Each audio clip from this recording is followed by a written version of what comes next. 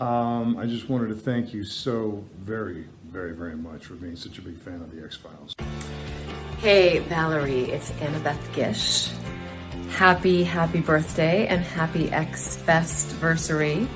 Hey, Drew, it's Dee Wallace. How are you, my friend? Hello to the Hill Street Blues Group. Try to say that 10 times in a row. I got contacted by your daughter, Caitlin, who loves you very much and is very proud of you, as I am for your service to the community. Hi, Bonnie. It's me, Stephen Weber, and I am a gift from Mary Beasley to you, you lucky, lucky lady. Hello, Alondra. It's so nice to, speak to you in this video greeting. Thank you so much for reaching out to me, and I'm happy to reach out to you. Happy birthday, and again, thanks for being a Wishmaster fan. Happy birthday. Hey, Alex and Munchkin, thanks you so much for being an X-File fan. Hey there, this is Dennis O'Hare in Paris. Happy birthday, Sarah, from Nick and Zoe. Hi, the Street Blues fan group. Thanks for watching. Hello, Alfredo. It's Billy. Great pleasure. I'm so glad you're such a fan of Titanic. I am too, I have to say. Hey, Garrett. This is Barbara Crampton, and I want to tell you that you need to finish whatever creative project you're working on. Eric Freeman, the garbage guy. Yeah, the garbage guy. And thank you so much for being such a great fan and friend.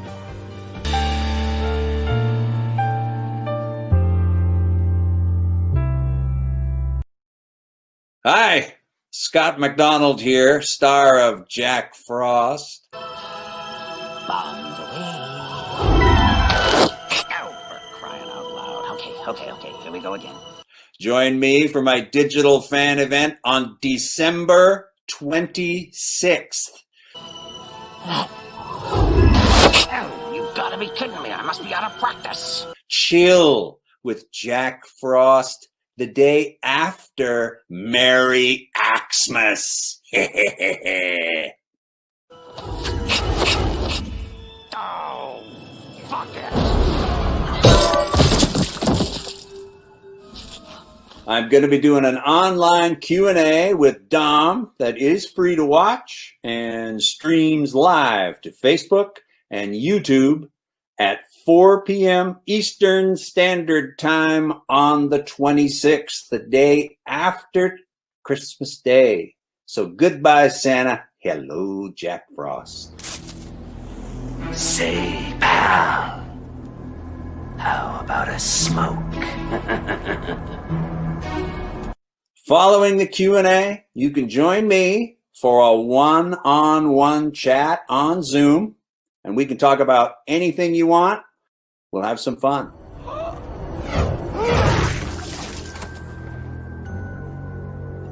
Gosh, I only asked you for a smoke.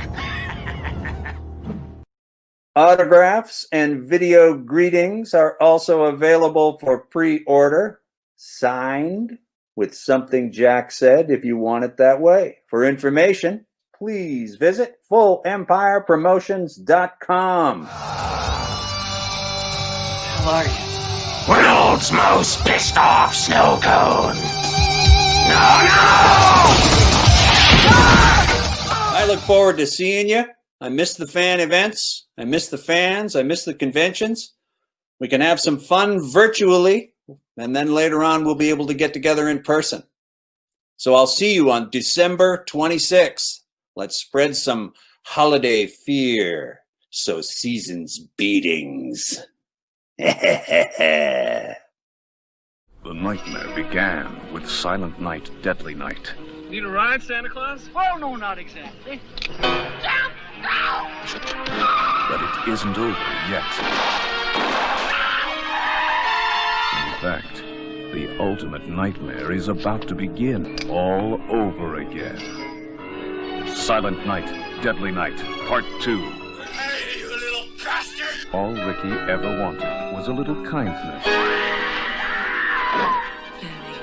Very naughty. And all he ever got was pain.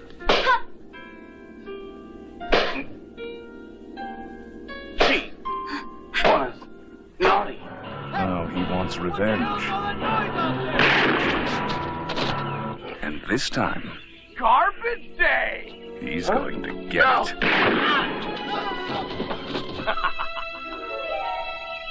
Step by step, weapon by weapon.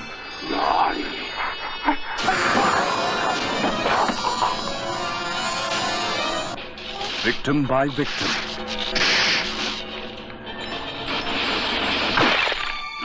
The terror's coming home, and he's all grown up.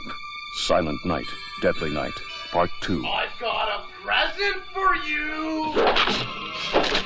The terrifying suspense shocker you've been waiting for. Last time it thrilled you. This time, Bingo! it'll kill you.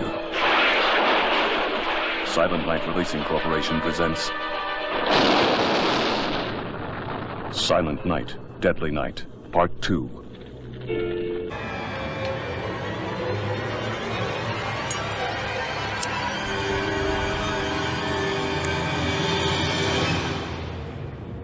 Garbage day, bitch. Hey everybody, welcome to another Full Empire Promotions live event. I'm Dominic. I'll be your host for this special Q&A with Eric Freeman. We're live on Facebook and YouTube, so thanks so much to everyone who's joining us live. If you'd like to ask any questions or comments to Eric, please feel free to leave those down below and we'll bring them on screen and answer them. Following this Q&A, you can have your own private conversation with Eric, as he'll be doing one-on-one video meet and greets on Zoom.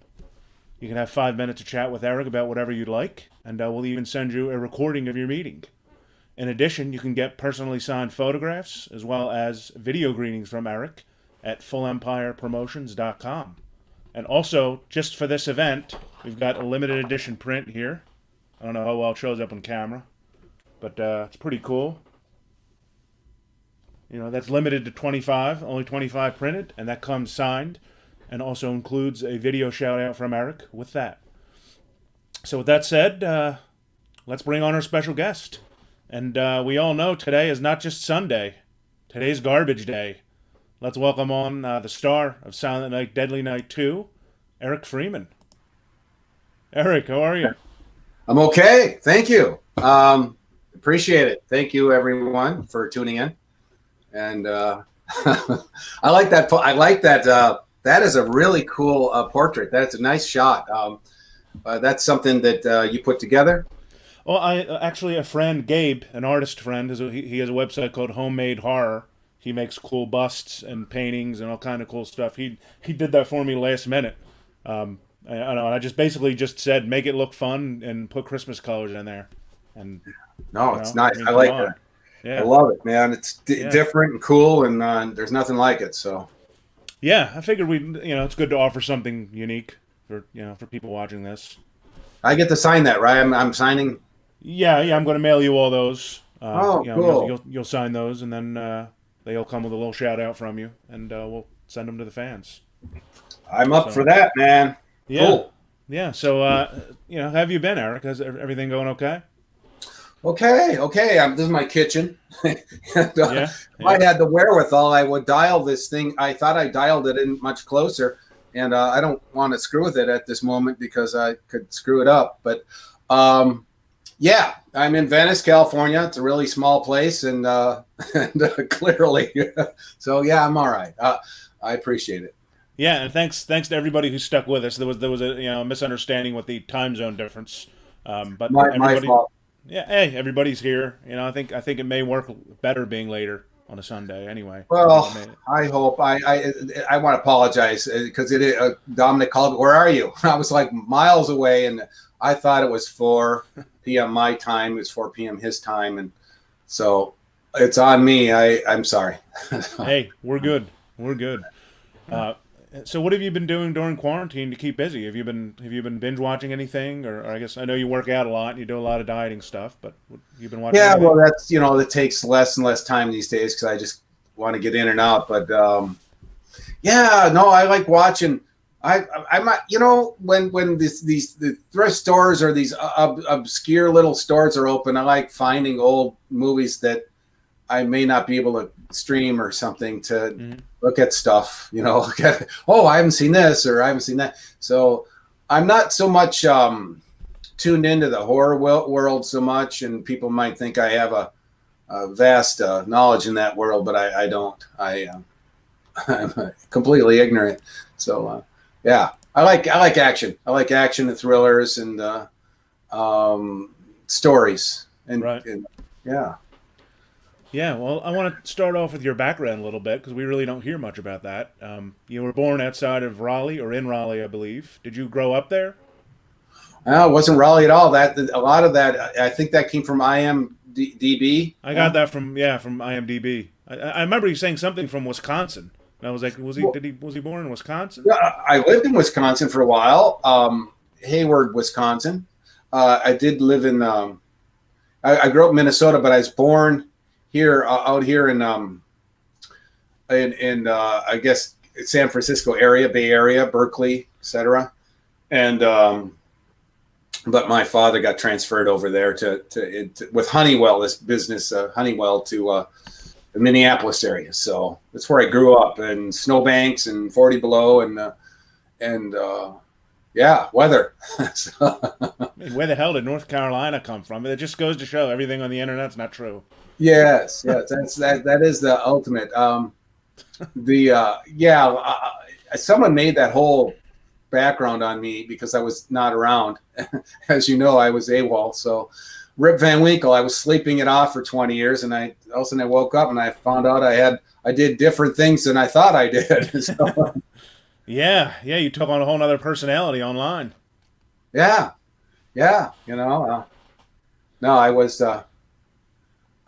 left to my own devices when I was young. So I got into some, I guess I was a other side of the tracks kind of guy. So, yeah. What do you remember about your childhood? Like, were you a film fan growing up? Yeah, well, a little bit. I'm because I'm like 50 plus. When I grew up, they didn't have many television stations, or there was networks like NBC, CBS, and ABC, and then somewhere along the 90s, I think we had Fox or something. But so I would, there wasn't any vast array of DVDs to look through for movies. So I would see old movies, usually ones that were, Spartacus or Ben-Hur or all those Christmas movies that come out this time, and but no, I used to watch good actors, Kirk Douglas or Burt Lancaster or whatever. But yeah, no, I didn't mention I wanted to be an actor when I was 7. It kind of got laughed away at the dinner table, and then that was kind of never brought that up. So it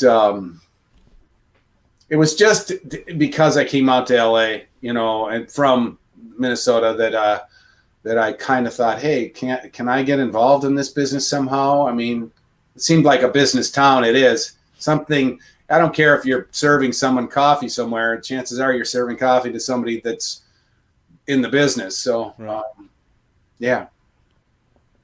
What was there a particular influence that that made you want to be an actor at 7 years old? Anybody you watched on screen, or like a friend or anybody that kind of said, "Yeah, you should go into acting," or was it just something that came to you yourself? No, it's a good question, and it's going to come from I don't want to be negative or Debbie Downer on myself and say anything, but it was a pretty. Look, I had a pretty rotten childhood, and my old man was pretty militaristic. I guess he was just.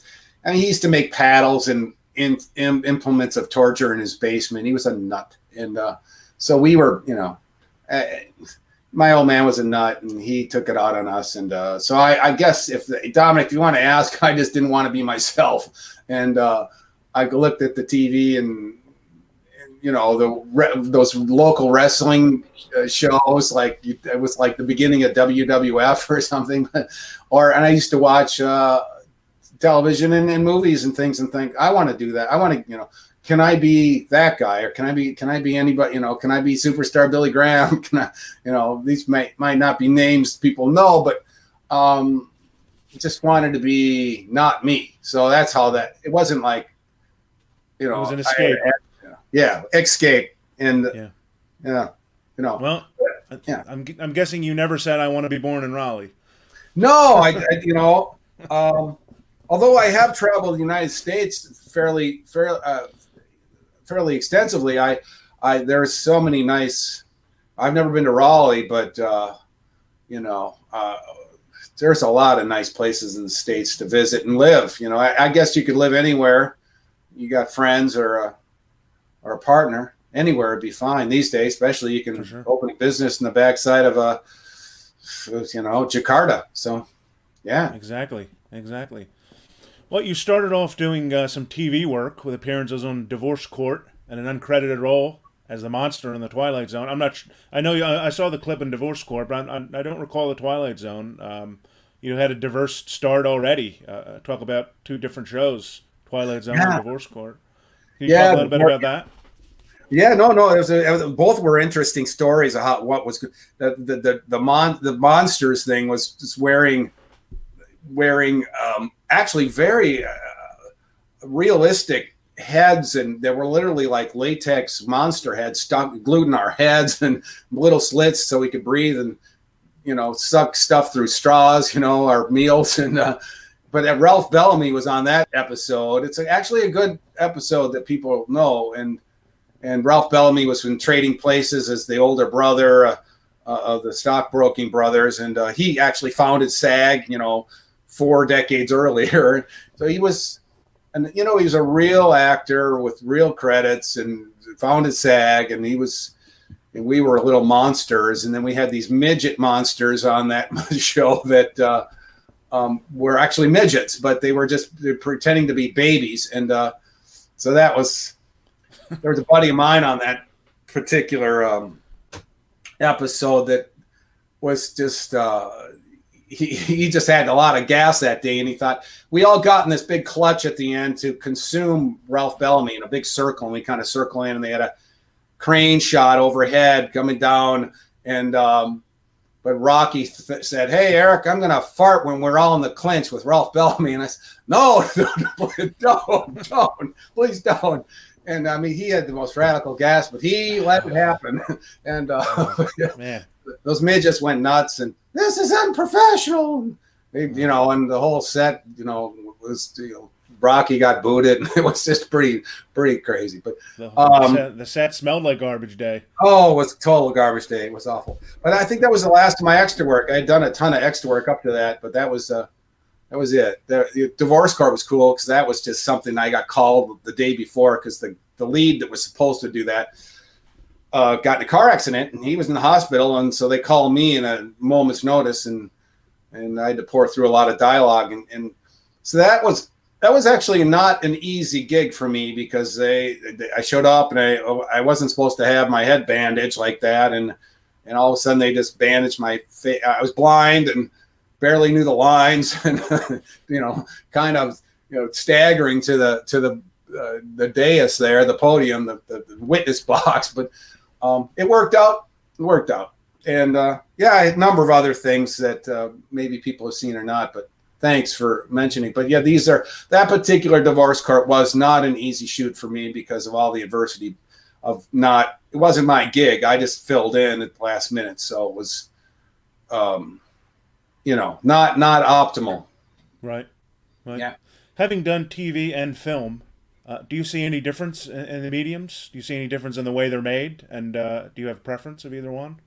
Well, they were both done the same way back in that day. I imagine they'd be done the same way today, but digitally, with a red camera or something decent. But that was exactly that, film and television, episodic, Moonlighting, and how many episodes was I in that of extra work, and then got some lines on that show eventually a year later. But same thing, it's like a big Panavision camera with, 3 camera, was this the standard close-ups, coverage and whatnot, same, it didn't matter. They were all film and television in that era, all the same.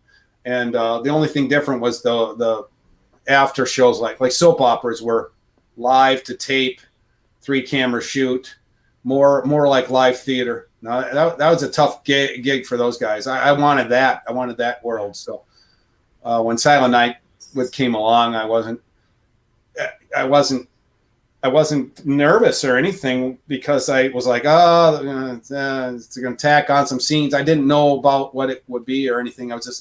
I looked at it like we're just adding to an old original movie, and it just started so soon. It's like I learned on a late Wednesday that we're shooting Tuesday, so it was. Wow. Yeah. Well, our buddy Justin's watching. Thanks for tuning in, Justin. Appreciate it. Must be weird seeing other people do streams. Yeah. So yeah, we have to talk about, of course, Silent Night, Deadly Night 2. Had you seen the first film prior to being hired for this, or were you aware of it at all? No, I was not aware of it at all until they told me there was this movie that the Siskel and Ebert panned, and mothers and clergy and everyone, got it. I think it lasted, perhaps better, but just a few days in the theaters, perhaps 4 or 5 days. I was doing better than Nightmare on Elm Street, etc. I think at the time they both kind of came out, and Robert Wilson's movie was doing better, but because of the nature of it, of trying to slay the clergy, Mother Superior, all that, Santa Claus killer, it was just too much in the day. So I didn't hear about it, didn't know about it. Lee didn't tell me. When he did tell me, I thought, can I find it? Of course, it was pulled from everywhere. There wasn't VHS on it. And so I guess it's good I didn't see it. Really it is, because I didn't have a chance to skew what I did. Because what I did was so great. But I guess we wouldn't be talking today if I would have seen it, because I would have definitely. I was smart enough in my own head I would have changed my demeanor of the character. So, right. You nothing to compare to, so you came in with a fresh perspective on it and your own version of it, which was, I agree, seemed to work out. What do you remember about the audition? Wow, I didn't come in for reading that. I saw an ad in a drama log. It's like $1 once a week. This rag sheet that came out, and there was a untitled horror film auditions in Burbank, right by Warner Brothers. And I said, and I was smart enough to know that they already had the leads clamped down, but I thought, well, who knows? So I went, and it was filled with actors or wannabe actors, and I read for the cop, the cop with the line that says, "No, don't do it." It was when Caldwell has the gun to his head. And I read for that line, and that was that. And I was leaving, and I saw Lee. Lee and Joe wrote all this, and Lee directed that SND too. But I said, hey, thank you very much. Who's got the lead? And it just happened to be that they had it locked up with David Heavener, an actor that's done a bunch of work, and he's out there. And so they thought he was great for that. I think it was all overridden by the producer, Larry Applebaum, which was the boss of Lee and Joe. He saw something in me they didn't. And he just said, no, I'm going to override you on this. And this is the kid we want. So it came to be by speaking up. So really very odd. I was brazen, and it worked. It worked, and it shouldn't have worked, but it worked. So, hey, yeah, maybe they saw you on divorce court. Who knows? I don't know what I think. I think I looked a lot like the kid, and I think Larry said he's more commercial. The other guy's kind of not as commercial. This guy's kind of wholesome looking, kind of nutty. He can be nutty, but I think there were some factors in working for me that the Heavener guy didn't have, and maybe they could say, well, he looks like he could, throw people around or whatever. So I can't say how it came to be, but I know that Lee and Joe were very disappointed in the selection. Lee just rolled with it. Joe let me know throughout the shoot that, the other guy was really, really quite good. And so that's how that went down. And I was, wow. I got to tell you, Dominic. Nice thing for an actor to hear.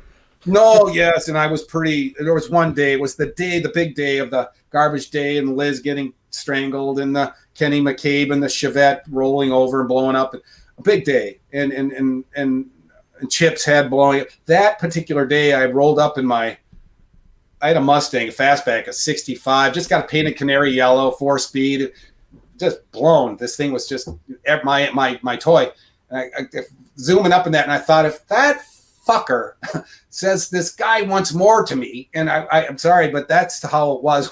In my head, it's like, I'm going to fucking walk. I didn't give a shit about any of it, the money or whatever. It didn't matter.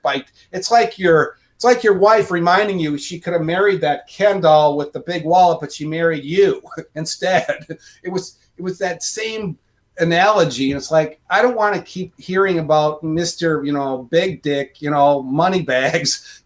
So I was really pissed that day. I remember. I said, I'm going to walk if I hear this shit again. And I heard it again, and I didn't walk. So I'm a pussy. So, well, whatever.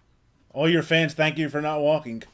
No, I'm not embellishing either. I was, I'm ripping through the gears in this fucking cool car. I'm thinking, do I need this shit? I'm going to make something of myself. Fuck him. And so, sorry to get off of my rant, but that was a particular, that was, I didn't want him in the corner telling me, in fact, Joe went as far as telling me in that scene with the gun to my head, and it sucked. That take sucked, but we only did one take. He goes, Eric, that sucked. And I said, I know. I wasn't ready for it. It wasn't, we just went action right into it. And my head wasn't in it. But I was like, I got a guy telling me shit's sucking here.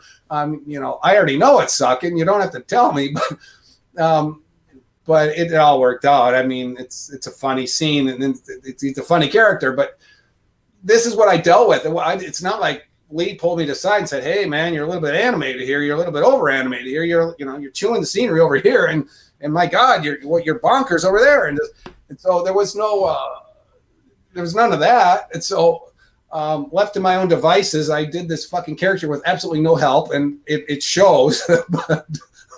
So for those of you that hate it, you got what you want. But if those of you like it, it's because I was just freewheeling. So yeah, well, I'm sure everybody that's watching this loved it. So so they really didn't give you any kind of direction for the character.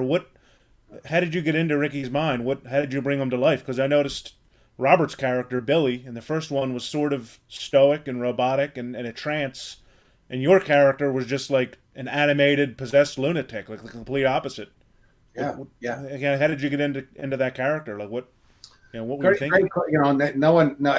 First time that's ever been asked. But what I did get on subsequent days after the Wednesday when I heard I had it, it was still Thursday and Friday, and then the weekend they were shooting Monday with the Daryl, the little Ricky, a younger Ricky. But I think on Friday what they did give me was the VA stuff, because we were to shoot on a Tuesday with the VA with the Dr. Bloom. They gave me that business, those, call it sides or call it those pieces of the script. There wasn't a script, but they gave me those pages, and that's what I had to go on. So for me, I didn't flesh it out and break it down and say, well, my priority of that with that short amount of time and not being able to talk to anybody about what they really wanted was get it down. It was memorize it.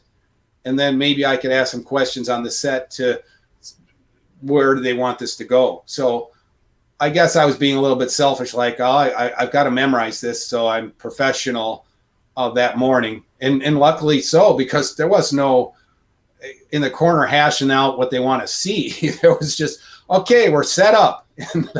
But I must say, Lee's the kindest guy in the world and a great director. The thing is he has since said about actors and working with them is that he expects them to do their job. He wasn't going to coddle. He wasn't going to ask. He wasn't going to inquire. He wasn't going to direct. It was just like, you're over here. It was more of the mechanicals of it. You're over here, and then you get up and you go to the window, or technicals. Right. All that's it. So I long-winded answer to your, I just wanted to get the dialogue down, and that's where I started. So yeah, well, it worked, and you mentioned Lee Harry, the director, who was mostly known as an editor, I believe. He still edits films now.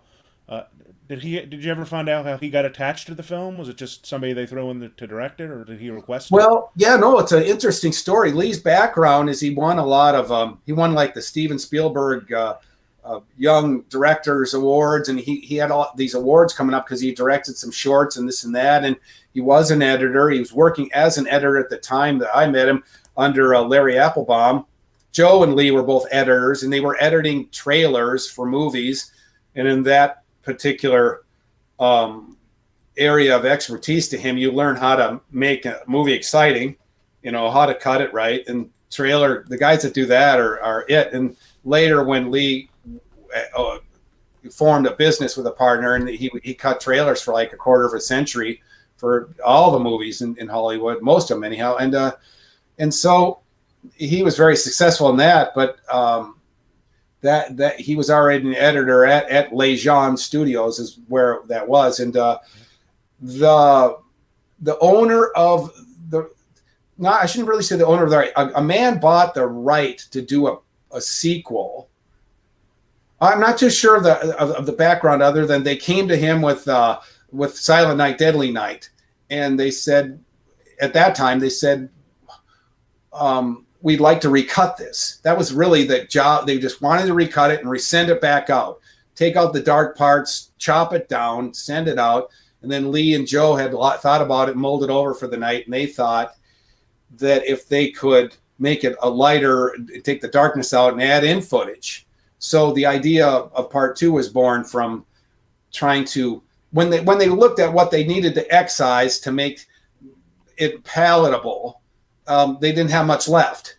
And so therefore minutes needed to be added. And that's when part 2 came to be. And I think at that point, one of the person that had gone to the rights owner, I think he just said, if we're part 2, he had bought the rights to do it at low budget things. So it was $100,000. It was a week's shoot. I shot for 5. So, but that's how that came to be. It was, and so the people that thought 2 as original is a masterpiece, and this, and they didn't really understand 2 and how it came to be, but it was for what Lee did and matching those scenes and making it seamless and with a lot of trick shots. I mean, very fascinating, and it wasn't easy. It was a Rubik's Cube kind of thing. Right. And Lee was great at that. And so Lee's area of expertise was getting these trick shots, these, and special lenses, and kind of a little Hitchcock. If you really look at that movie and analyze it for its cinematography and its shots and its directorial things, you'll find that he's very good.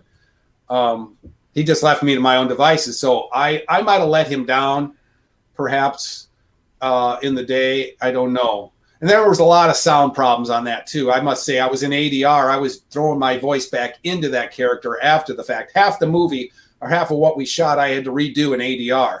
And I was new to me. I didn't know how to, at first I had to get into this crazy, it was someone I didn't know. I was looking up at the screen. There's a fucking nut job up there. And then I got to throw dialogue back in his mouth. And that was a chore in itself. That took 2 days to get that shit down. So, right. Yeah. Well, that makes sense then, that they hired an editor as a director, because they had to put all the pieces back, to form the puzzle. So, but you're right though. It was shot really well. I mean, from the, I noticed he did a lot of low angles from the shoes, and the feet and the ground, and then panned up. He did a lot of wide shots. So you're right about that. It was shot well. Yeah. A lot of extreme close-ups, and luckily I was young, and when I saw on the theater, when I saw my head, it was like 35 feet wide. It was like, holy shit. And bootleg 317 is asking, Eric, in the shot where the cop is approaching you with the gun, why did you randomly have sideburns that you didn't have in the rest of the scene? That's a good question, because I've never been asked that, and I would have to look why that is. Maybe it's a bad print or something. I know that my hair was not that long, and I thought my sideburns were relatively short, but I may have to look at that, and you might be right. I've never been asked that, so I don't know if that is. So, but whatever. I'm glad you're looking at sideburns and not, Caldwell. Yeah, well, that's one of Caldwell's talents. Like when vampires get mad, their fangs come out. When he gets mad, his sideburns come down. That's right. Start growing a beard. Yeah, Art's watching. Art, how you doing? Good guy. Let's see who else we got here. There's Justin. Without Eric's performance in SNDNT, no one would remember that movie. I gotta agree, Justin. I agree, but for different reasons. But I completely agree. No, I don't mean to be deprecated. I'm self-deprecated on, and I don't mean to make light of it because, I was waiting to come on, and I was watching. You had a trailer of the movie, and this and that, and I was going, it's a fun movie, right? It's a fun, energetic, fast-paced. The guy's a nutball. It's I could see why people like it. And then conversely, I guess people should understand that it's hard for me to look at it as well. But I'll try to go with it. So yeah, well, let's chat about some of the cast that worked with you. You had Elizabeth Caton, you had James Newman, and you had Jean Miller as Mother Superior, who was not the actress from the first film. Can you talk about any memories of working with the cast? Anything that stands out? Oh yeah, I'll be brief on Jim Newman. He was the Dr. Bloom guy. Yeah. And I was forewarned, or I was told by Lee, well, we've got a real professional actor there on Tuesday playing Bloom. And, that was probably a lot of the reason why I wanted to get the dialogue down. I said, well, if this guy's, a pro, whatever, I don't want to muff it up. And I said maybe 2 words, hey, hello, shook his hand. But, he was there, and that went smoothly for what it was. But Liz was, I like Liz. Liz was and is just a normal, old-fashioned, she wasn't, Hollywood hadn't taken her over. She didn't have an attitude. She drove away in a $50 car in just blue jeans and a T-shirt and didn't care about, image. And, but she was a real nice girl. It was nice to work with her. And I met her briefly before we jumped right into that love stuff scene in this little bungalow. And so, yeah, she was, and is, she's just a real nice girl. And I was intrigued by her because the girls I kind of were after back then were little starlets and stuff, where snooty, nose in the air stuff. So she was like, wow, different. Normal. Yeah, normal. I would say you're right. In essence, to me, it's like she grew up in Iowa, and that's why. And I grew up back in that area too. So I hope I haven't lost that. In this nutty city, people are kind of weird. It's like they're wacky. I don't know if it's water or what, or proximity to the ocean, but I haven't lost the ability to be normal. Thank you. So yeah. No, you haven't. You haven't. Let's see here, Eric, or not Eric. Oh yeah, he's asking Eric, what is the most dialogue you ever had to memorize? Was that SNDN or Divorce Court? Good question. Good. There were some things I did that got cut real severely, or I got cut out completely that will never be seen. But I'm not sure. I would say probably that there was a ton in Divorce Court too. And while I was doing it on the set, there was this prosecuting attorney he was an actor. He was asking me questions as I'm in the witness box, but he had some religious reasons not to get in. It was kind of real racy dialogue, talking about sex in the car and this and that. And he just wouldn't say it. He yelled up to the control room so all these pages got cut from that. But that actually, that was probably the most dialogue I had to get down in my head in a day's notice. It was literally I got the script again, like on a Wednesday, be there in Valencia at 7 a.m. And I was like, and I was in the afternoon trying to get this shit down. But that was the most dialogue. But then half it got whacked. But that happens. Right. I would say Divorce Court and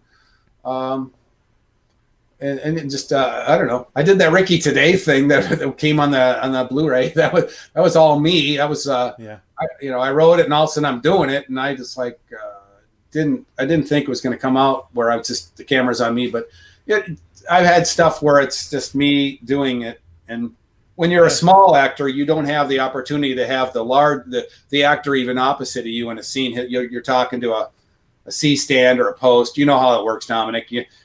By the time the night comes along, the main actors, they're too big to stay around. You're getting fed lines off screen by, the script girl or something. So right. Yeah. So I'm just curious. I think this came up in Justin's last stream with you. The scene where the car explodes and it just misses you by a hair. That was not you, was it? No, I clearly not. Yeah, I thought it wasn't because somebody had said it was, and I said they look a foot shorter than Eric in that scene. Spiro Risotto's first stunt, new stunt guy, low budget film, as you know, and it was his stunt, and it just was. It wasn't supposed to be that close. Clearly, but he was very agile, and you saw, and it was inches, and I was there. I was behind him a good distance, but I saw the gap of how he got it. There was no daylight, man. He got out of the way at the right time, so made me look good. And as stunts go, one take, one Chevette, one shot, and he did it. So yeah, for sure. You did a film with directed by Dave Dakota. We had a cameo with Robert Brian Wilson, and Jeff is asking, how did that part come about? I had that cameo in A Husband for Christmas. Well, I remember David asked me if I wanted to do a small piece of work in a movie, Husband for Christmas. He said, I forget, the lead actress been around. I forgot her name. And he didn't tell me about Robert or any of that. He wanted me, and I was very reticent because I'd worked for David in the past, as everyone probably knows. And he shoots movies in like 48 minutes. Yeah. And, and they look good too. Yeah, no, he does real well. He's the most efficient director I've ever seen. I mean, he'll get the shot, and then that's it. Gone. On to the next one. And you can't beat it. That's why people like him, because he can get it done under budget and way ahead of time. But I said, David, let me beg off on this. I don't, And then he said, well, Eric, it's important to me. I'm commanding you or something to do this. So I showed up. And the reason I didn't, it was a personal thing of like, there was a lot of reasons why I didn't want to. But the last time I worked for him, the mic, the sound went out and they dubbed my voice and I looked like an idiot and I couldn't use it on my reel, and it pissed me off because it was a good piece of work. I played a drunk, kind of a guy drunkard at a bar. And anyhow, so here we are. I'm on the set. I'm talking to this guy all day. And he's your client, Robert Wilson. I didn't know him for nothing. We were supposed to be there an hour, and we're there like 6-7 hours. I'm talking to this really cool guy. We're getting along, and I don't know what he's there for. I don't even know him.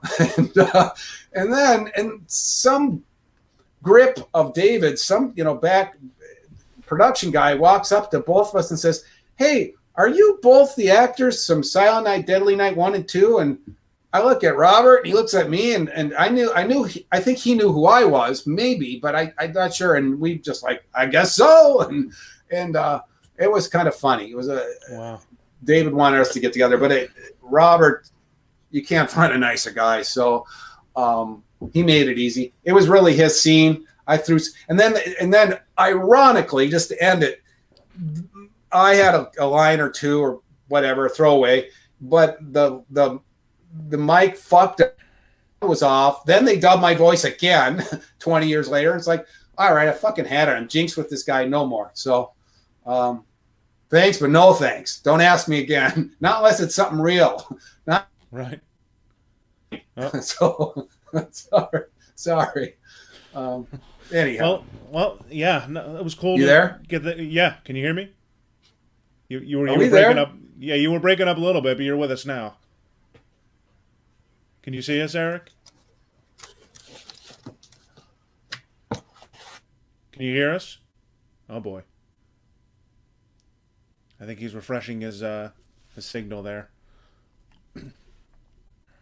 We'll hang by for a little bit and see if he comes back.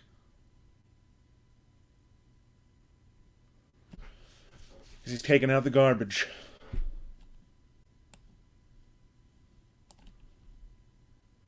Let's refresh it and see. Nope. Well, we'll give him a few minutes to come back. Live TV. Live stream. Was doing this with a client last month, and a fire alarm went off in the building, and he had to leave. So this isn't a first. Oh, I guess he got disconnected. He'll try to jump back on. Let's see. We have any questions here?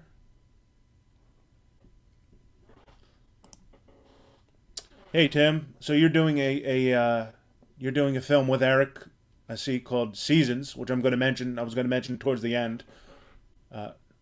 Looks like a fun one, sort of a holiday horror throwback type of film. We'll bring that up.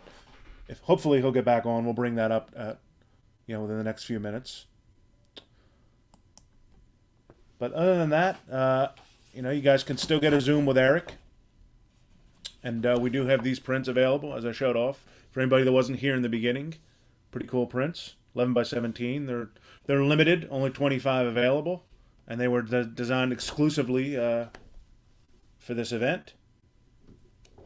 Pretty cool. He'll sign those, and you get a shout-out video with that as well. And you can also check out Eric's website at theericfreeman.com. He's got a lot of cool stuff on there, little garbage cans that he signs, and photos and posters and all kind of cool stuff. And we're also offering video greetings, so you can have, send your friends video greetings from Ricky, screaming at them or telling them to take the garbage out.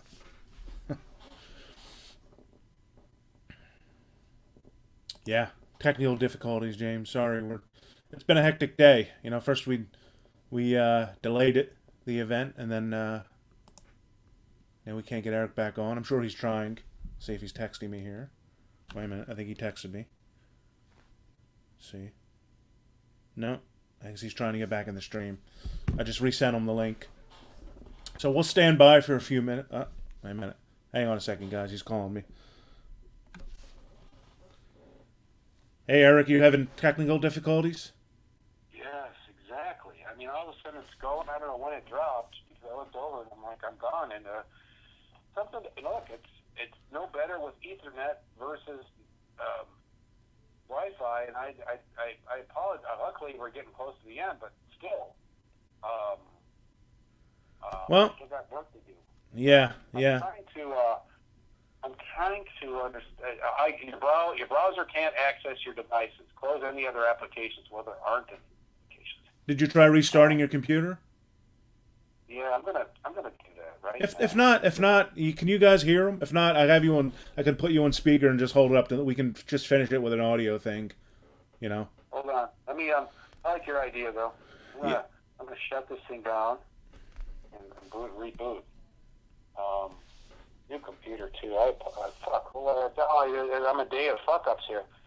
It's okay. We're all friends. I'll get off the phone right now with you. Let me. Yeah, give it a shot. If you can't get it to come up, we'll just finish it with just the audio. Just call me back and I'll put my phone up to the mic. I'm gonna work on this here. All right, we'll stand by for a few minutes. All right. Just give me whatever it takes to boot up, and I'll go to your link and at my email, and everything's plugged in. Right. And just give me a second. Should I stay on the line with you, or I don't want to bore you to death here? No, it's fine. Just if you want to focus on that for a few minutes, and then just call back. If you can't get it to work, just call back, and we'll do the rest. I'll call you right back. Yeah, we'll do. I'm going into my email now, so. Okay. Just stand by, then we'll see. As soon as I have.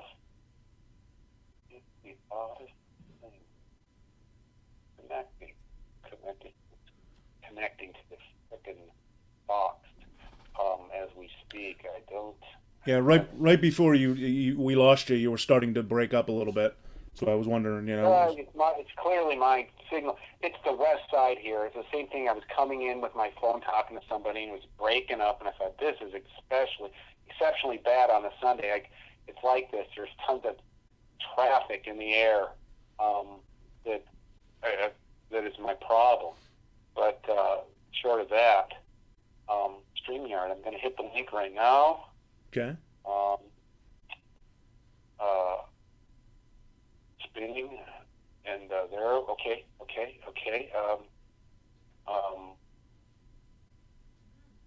I'm on. If I come in, there we go. Let's Okay. go. I think we got you back.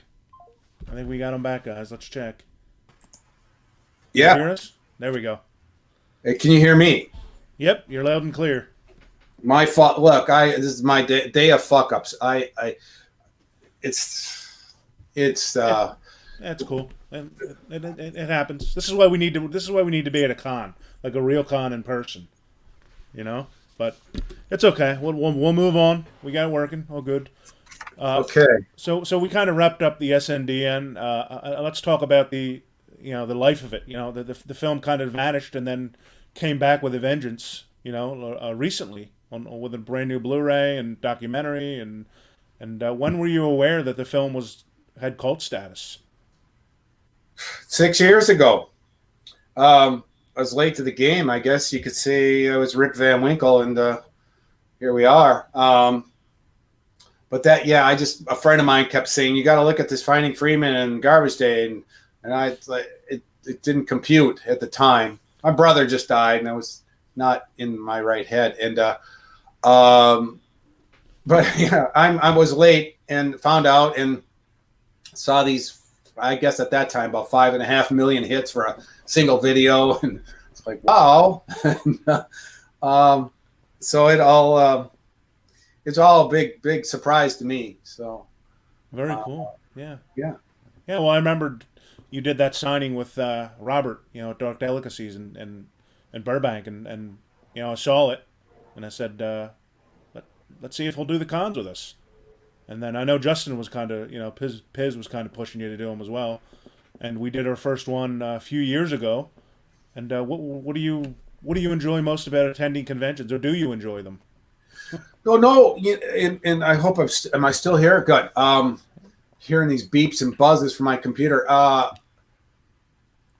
Piz was the one in your chat that had Justin Powell. He had said, you know, Eric, you got to go to these. People would want to see you, and I was like, would they? I was pretty scared. And but Robert had showed me the ropes. Robert Wilson had shown me the ropes at the smaller little convention thing in Burbank and near his house. And so I had a better understanding of how it worked. And then and you were kind enough to invite me to one of those, in the biggie. I think it was Columbus or something. And but I was obviously very reticent because I didn't know if I'd be the Maytag man or not, you know. So meaning lonely. And yeah, it worked out. You did great. Worked out. No, I you know what I like the best is the question, and I'm sorry to skirt it, was that people are very genuine in the horror community. They would like me if I came up all disfigured and, you know, all, you know, broken down and crotchety, they'd still love me. So you know what I mean? They forgive, and they're lifelongers, and their stories individually, where I'm more interested in them and where they came from and what their life is about, and because they like telling you how they came to be. They found the film, so that's interesting to me. Yeah, no, you do great. I mean, you're always busy at the events, and people always love meeting you, and you get a lot of repeat fans that follow you, and just because you're a nice guy and they want to hang out with you again and get an autograph for a few minutes. So it seems to be working out, and hopefully hopefully we can do it again soon. Yeah, you get kind of bit by the bug on those too, and so thank you, because you're the one that, you know, you're, because of Robert and his success of Robert, you thought, well, you know, the brother might work here. Yeah, well, I'm also thinking from a fan, you know, because I'm a fan of both of them, and I thought, what's better of me going to a con as a fan to meet Robert Brian Wilson? What's better than that? having Eric Freeman with him. Yeah, no, it's hey, I don't mind tagging along. He's an enterprise all on his own, and it's smart. Get the other half. There's got to be someone out there that likes that other movie. So, and there is. I tried to tell Scott Schneid that owns the rights. He doesn't understand the allure of two. He doesn't understand it's got its own world and its own fans, and for sure, and it's huge. And he doesn't embrace it as he should. Come on, Scott. I mean, they made an action figure. They wouldn't have spent money making an action figure. I mean, even though it kind of looks like Conan O'Brien, but they still. It does. It does. I'm in the midst of turning mine into actually Garbage Day Ricky with blue pants and a sweater, so I'm not quite done, but I'm working on that guy because he deserves the Garbage Day outfit. Yeah, for sure. So I know you have a film coming out or going into production called Seasons. I believe the filmmaker Tim McCallan was in here. Sorry if I butchered your name, Tim Melican. Tim Melican? Melican, yeah, no, they want me for a really cool role. They want me for something cool, and it's just timing, and if it's the holidays, and it's pushed off a tad, but they're hoping to get it going, and that would be great. I would like to dive into that. So yeah, very cool. Is that like another holiday kind of horror film, or is it just a general horror film? They're doing a horror anthology. It's like a 20-minute short. They sent me the script, and it's a good premise. It's something different. I get approached, as Dominic. Can you say Garbage Day in my film, or can you say something about garbage? But they didn't do that, and so kudos. They didn't ask me to put a garbage can over somebody's head or something, whatever. Next time somebody says, "Can you say something about garbage?" Just say the Kardashians. Yeah. So unless Hefty or Cinch Sack or somebody wants to, me to do a national commercial how strong their new bag is. Fuck, fine. That'd be awesome. It's not a bad idea, right? I mean, that's a great idea. I don't know why I'm not. I could be in the alley, with a bag. These bags are strong enough to hold bodies. Yeah. Yeah. You have to be leaking blood off the bottom a little bit. Say, hey, they hold body parts pretty well. So. Well, in addition to Seasons, we'll definitely keep an eye out on that. And Tim, how can we keep up with that? Let us know. Is there a website or do you have a social media for it? Let us know how we can keep up with Seasons. In addition to that, you wrote sort of a pseudo sequel or continuation of your character, Ricky, in a script called Unhinged, which you're trying to get interest in and trying to get produced. Any kind of leeway or updates, or for people who don't know about it, maybe just a brief synopsis of it? In a brief note, yeah, I was driving from back east out to L.A. in a car that didn't have a radio.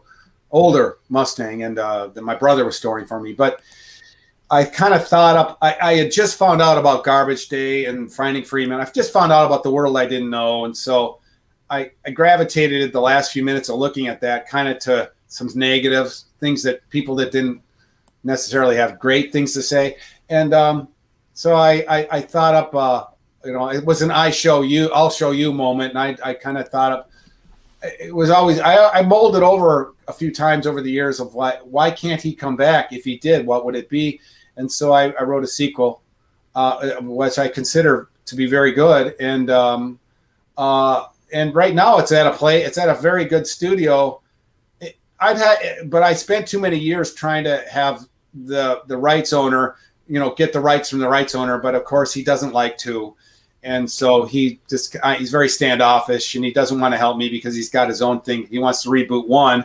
And so, and I get it. It's all business. And so I spent too much time trying to get rights because I'm not a name. I'm not a B grade or a C grade. I'm somewhere in the Z grade category of actors or has been actors. So I don't know if I didn't think that I had enough cachet or enough on my own. So I wanted the rights. So fuck that, because that's not going to work. And what I wrote is not a horror film anyhow. It's more of an action revenge thriller with tons of Caldwell. So if you're looking for Caldwell, I got it for you. But it's not. He's not necessarily Ricky from the second one. But thanks for asking. I was long-winded, but yeah. Well, good script, and it's at a nice place now. They'll probably reject me.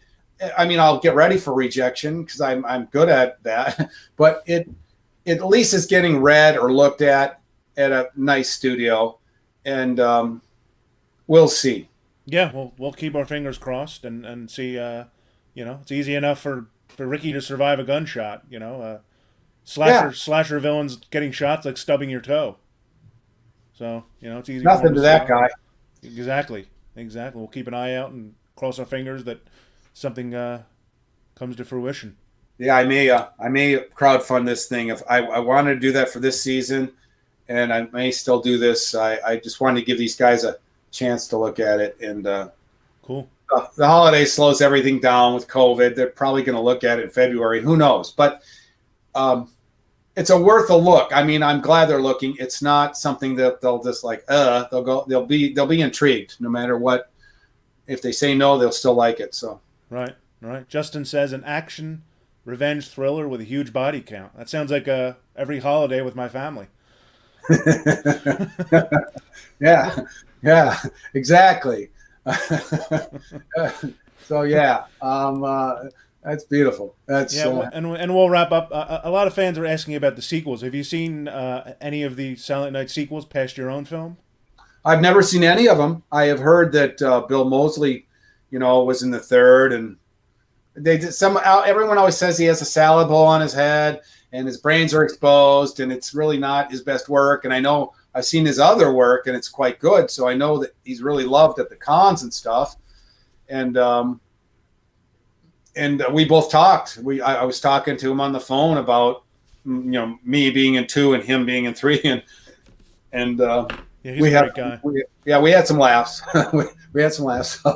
I asked him to be in Unhinged, and that was and as well as Robert. Right, Robert would be a lead detective in that. And I wanted to pull in people that the people like these folks. They love Bill and they love Robert, and why wouldn't I want him in? So that was always the plan. So they're all in the SNDN universe, so that'd be kind of like the Avengers of the untitled Avengers of SNDN. Yeah, it'd be great. I agree. Yeah. Well, I'm going to wrap up by asking a question that I ask everybody. I'm probably going to put you on the spot, but if you could pick any lead actor to star in a film with you, and any director to make it, who would you pick? And the 2 caveats: they have to be people you've never worked with before, and people who are still alive. Okay, that makes it hard. Those last 2 parts, the caveats. Actually, the part it's easy. People I've never worked with because there's so many of those, but the other is like they're dead. That doesn't count. Let's see. God, I don't have much respect for today's talent pool, frankly. I don't know. He's still alive. Is Michael Caine still alive? Caine. Oh yeah. He's still alive. Fucking right. Now there's an actor. No, I like Terrence Stamp.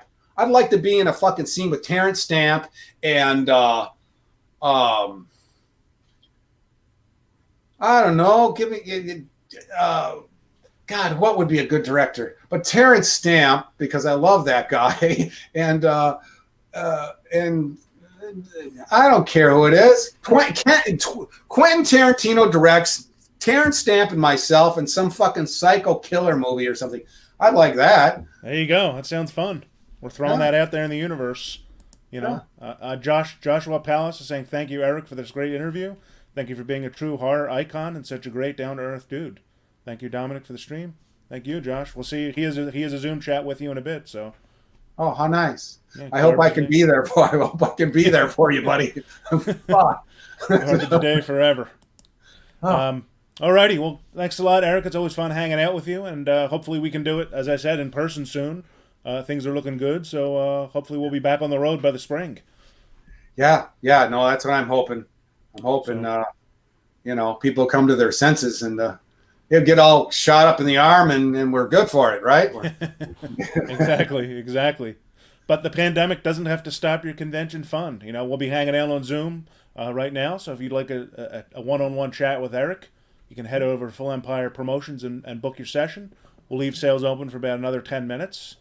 And you can also get signed photos, video greetings from Eric, and these limited edition prints that'll be signed. And also check out Eric's website. It's right above us there, theericfreeman.com. You can keep up with things that are going on with him. And Eric, you're not on social media, correct? Not yet. But I'm gonna be. It's kind of like it's in an inevitability. I shall be on in some manner. We're gonna have to at least get you an Instagram account. Yeah, I know. I'm an old curmudgeon, so I don't want it to dominate my life. I got so much to do. So well, it's you just post on there once a week. Yeah, no, I appreciate it. So alrighty, well thanks Eric. We'll see you shortly in the Zoom. Okay. Thanks a lot. All right, thank you. Thanks so much to everyone who watched us live. Sorry for the technical difficulty, but we got it working. All is well, and hopefully we got to everybody's questions. And again, you can still grab your Zoom with Eric. We'll keep that open for another few minutes, as well as all kind of other merch. The autographs and video greetings will leave on sale indefinitely, so you can get those anytime. But the Zooms and this limited edition print are only going to be available this evening. So check those out. And we'll wrap up the year with our final online event on the December 26th with Jack Frost star Scott McDonald.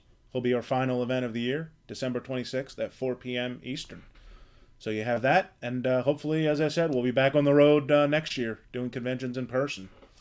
But thanks so much, guys. We really appreciate you checking in. Thanks to Pizzowell there. Check out his channel. I'll bring his name up so you can see his name. Check out his he's got a great YouTube channel and good things going on the site. And make sure you keep up with Tim's website there to keep an eye on Seasons, Eric's next film, which should be getting made in a couple of months. Thanks, everybody.